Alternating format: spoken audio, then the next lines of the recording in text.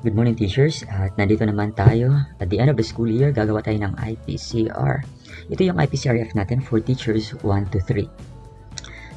Para sa template na to, you just have to encode your name, your position, your SDO, then the name of the rater, the position of the rater. If that's your master teacher, then write the name of the master teacher, then the date of review. For this school year, meron tayong 5 KRA: Content, Knowledge and Pedagogy, Learning Environment and Diversity of Learners, Curriculum and Planning, Assessment and Reporting, then Personal Growth and Professional Development, then of course, ang hindi mawawalang plus factor. Yung objectives natin, meron tayong 15. We have 15 objectives. That includes the plus factor. At saka, bawat objectives is 7%. Yung weight ng bawat objectives, that is 7%. At saka, except for plus factor, because yung plus factor is only 2%. So, lahat ng mga objectives dito sa taas, that's 7%. So, 7% times 14 objectives, that is 98%.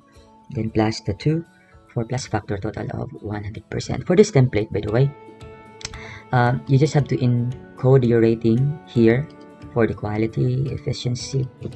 Then, here also for objective number 2, just encode your rating there, as well as your efficiency. For example, that's 5. Then automatic, makuha mo yung rating mo for this school year. So for objective number 3, just input your rating. Then for objective number 4, for example, that is 4. Then 3, automatic po yan lalabas. Dito sa actual results, automatic po yung lalabas kung ano yung rating mo dito. Then, kapag tapos ka na, all of those, then, automatic din yung mag-reflect dito sa part 3 natin. Okay?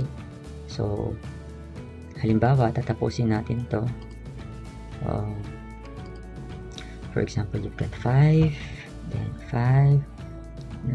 Halimbawa naman dito, nakakuha ka ng 4, then 3, dito naman is 4, then 3, dito naman tayo is 5, then 4, then 4, then 4, dito naman is 5.